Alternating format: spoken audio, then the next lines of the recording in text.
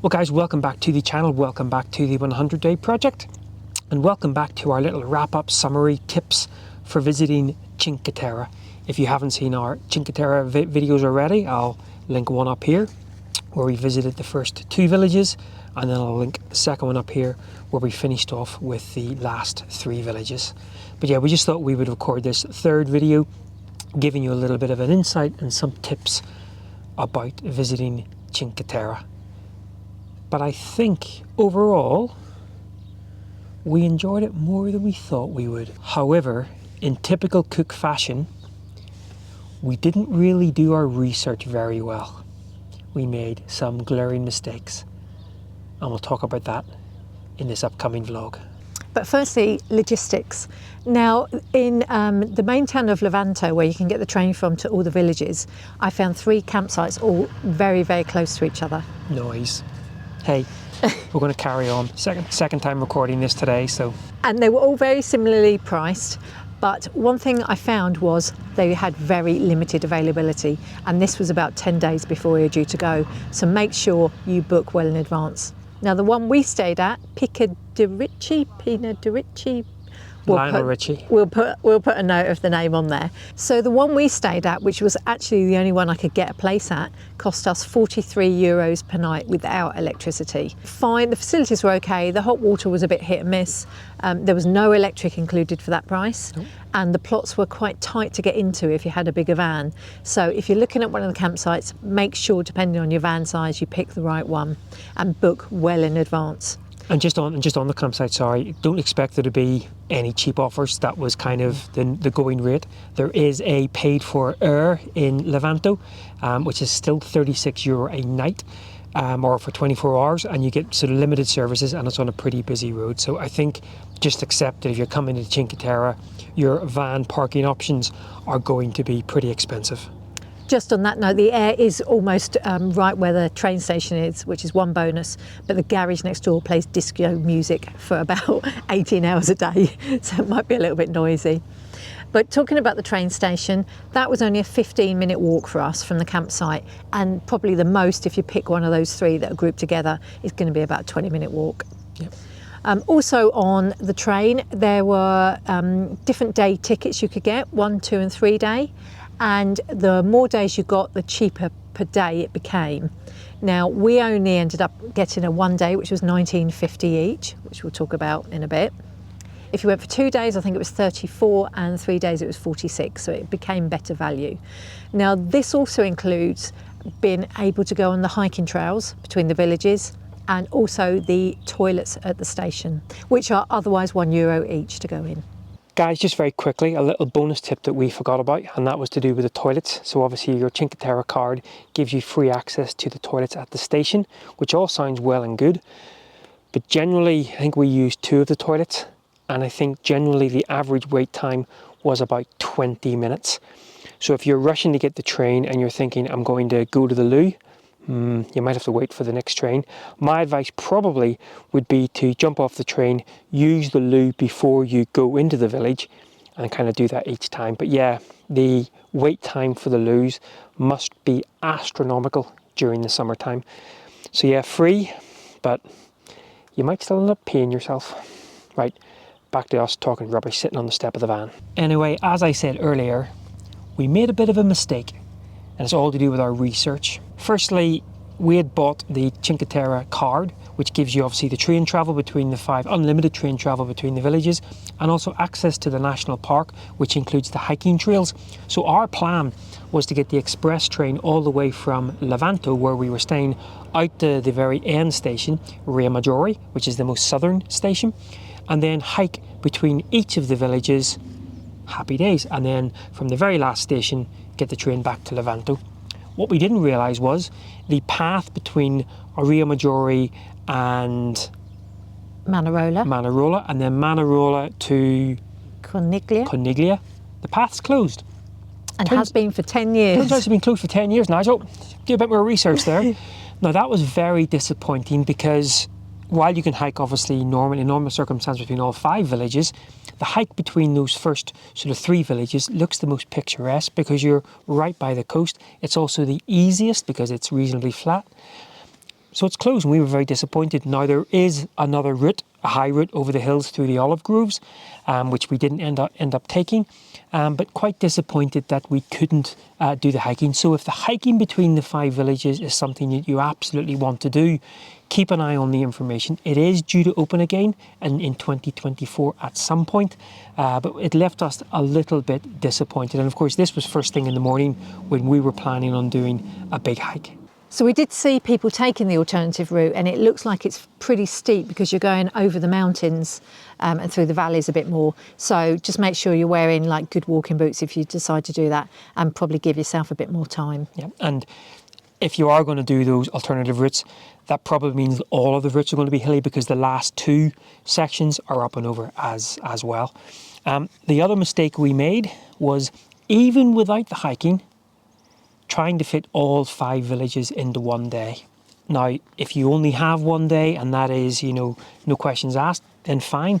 But we, in about, I think, the second or definitely by the 3rd village, we realised, even without the hiking, that it was going to be a push, tiring to do it all in one day.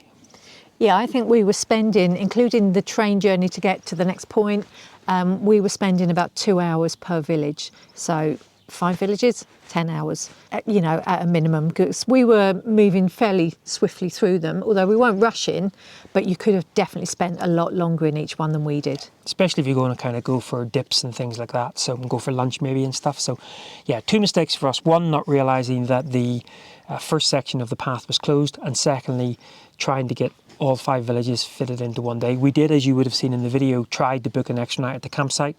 Sadly, however, because of the popularity of the location, it's a no-go. I would say you definitely need to book, if you can, 2 weeks ahead to guarantee a place. In the summer, it might be even more difficult. I don't know. I mean, bear in mind, this is April and it was still reasonably quiet. Yeah. But as we said, given the fact that it's a very touristic place, given the fact that it was still quite busy, we blooming well enjoyed it. We really liked it. You know how often you hype these things up? I think I've said before, I build these things up in my head because I've wanted to go. Carcassonne. Yeah, and then you get a bit disappointed. Well, I'd say this was actually the opposite. Yep. It was really, really enjoyed it. Exceeded our expectations, absolutely. And I think it was probably the 2nd village that we both went, this is great. Now, absolutely being able to add into that, I think the hiking would have been the cherry on the cake. But even without the hiking, just exploring the villages and sort of taking our time, we really, really enjoyed it. Your favourite village? My favourite was Manarola. And Manarola. I think that's partly because the further villages away tended to have a few less people, and the things you wanted to see were sort of down little streets and things. So everybody was sort of wandering off in different directions. So for me, that was better. You could choose your path. You could avoid people as much as you wanted. It was just really, really picturesque. So for me, Manarola. And your least favourite? My least favourite was Vernazza, and that's a bit bigger, and that tends to be one route down to the sea, which everybody's on, obviously. Now, there was little side streets as well, but not as many places to wander. And for me, it was a little bit too commercial, too full of people, and not as much to see. I think Corniglia for me. Vernazza, my least favourite. But I think Corniglia. Now, I'm going to put a little caveat on that. Very, very narrow streets, probably the narrowest of streets. And because we didn't have a huge amount of people, it didn't feel too claustrophobic, probably in the height of some of those cruise ships coming in. But you had a real mixture. You had a nice walk up the hill into Corniglia. You had the little tiny streets, a couple of little piazzas, beautiful views, and then the walk down to the harbour. Exceeded our expectations. We really, really enjoyed it. I've just got one note about Corniglia, which I've just remembered actually. It's a very steep walk up to that one, but if you're worried about mobility, your ticket does include the buses, the local buses. Which go crazy fast, by the way. They don't. I've got footage to prove it. Here it is now. They're fine. So you can basically get out of the station and just wait on the bus, which quite a few people did, to get you up the steep hill. But if you are walking around the villages, again, wear sensible shoes because they're cobbled streets, they're pretty steep. So even without the hiking, we did close to 12 miles on the day. Yeah. So now we took a packed lunch with us just to save on money, and I'm pretty glad we did because we did actually just stop for one coffee, which was €4 each, which is kind of at least double what you pay for some of inland Italy prices. So Oh, and we got an ice cream. That wasn't too bad, but that was 1 scoop for €3. Whereas elsewhere, in another video to come, I got 3 scoops for $3.50. So, you know, you've got the touristy prices there. So, you know, by all means, choose somewhere to eat out, because some of the places did look really nice, didn't they? But just bear in mind, it's going to be a bit pricey. So we enjoyed it so much that we have already said that if we are in this area again, probably not on this trip, but we would come back and do the villages again. However, we would do things slightly differently. I think we would book ourselves in for 3 days. Yeah. I would do a 3-day campsite and probably a 3-day train ticket to make the most of it. And for me, I think the first day I would probably take the train all the way out to Rio Maggiore. That's the one. And hike between that one, Manarola and Coniglia. Now, even if the coastal path wasn't open, I'd probably do the up and over and just spend a whole day just on those first 3. Just knowing that you don't have to rush to get those last 2 villages done. You could spend the sort of 10, you'll still probably be out for 10, 12 hours, but I say you could then give enough time to the villages while also getting a bit of hiking in. And then day 2, I think it was, we haven't mentioned Monterosso, which is the final one. Monterosso. Which is really big. And I thought I wouldn't like it because it was very big, but it's sort of spread out along the seafront a bit more. And then behind that, you've got quite a lot of shops. So I would say do Finazza and Monterosso and maybe have a little bit of a shopping spree in Monterosso, because it's quite nice to wander around the streets and see the shops.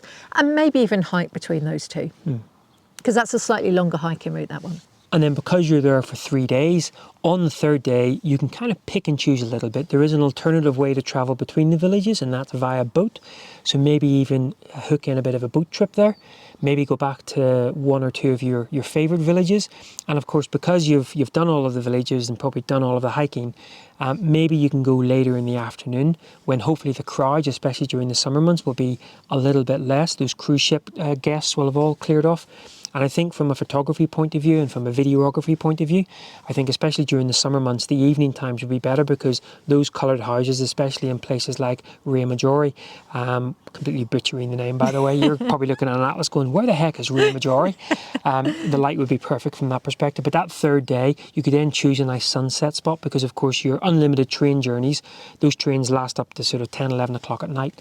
I think we were told the last train back was 10 o'clock. There you go. But I don't know if that's, maybe in the summer it's later. Yeah. So check that out. Yeah. So that gives you, yes, you got 3 days campsite, expensive campsite, but I think probably 200 to 250 quid would see you through 3 campsites. 3 nights and 2 3-day tickets, obviously. I think 250 if you're not eating out too much. Yeah. Oh, by the way, you can fill up your water bottles. Yeah. We found one in Coniglia, and apparently there are others, water fountains around. So if you are doing the hiking, you can top up. Pack lunch, free water, grab yourself maybe an ice cream here and there, and then maybe even if you go back to Levanto, we stopped off and just had a pizza and a beer, and it was reasonably cheap. Levanto is quite nice as well. I mean, there's not a huge amount to see there, but it's a nice little town. So you might think it's expensive for 3 nights to go and do it, but you think of the people that have to fly in and get hotels and things, and I think it's actually not bad. Yeah. And there's probably people out there in the van going, why would you go to a campsite? Just park on the side of the road. And I'm sure there's people who've done it and have been completely fine.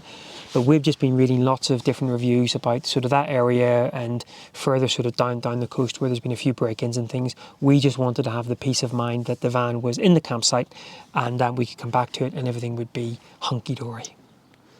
But yeah, to sum up, we absolutely loved it. There's not that many places we say we'll come back if we can. Especially places like that. Yeah. So yeah.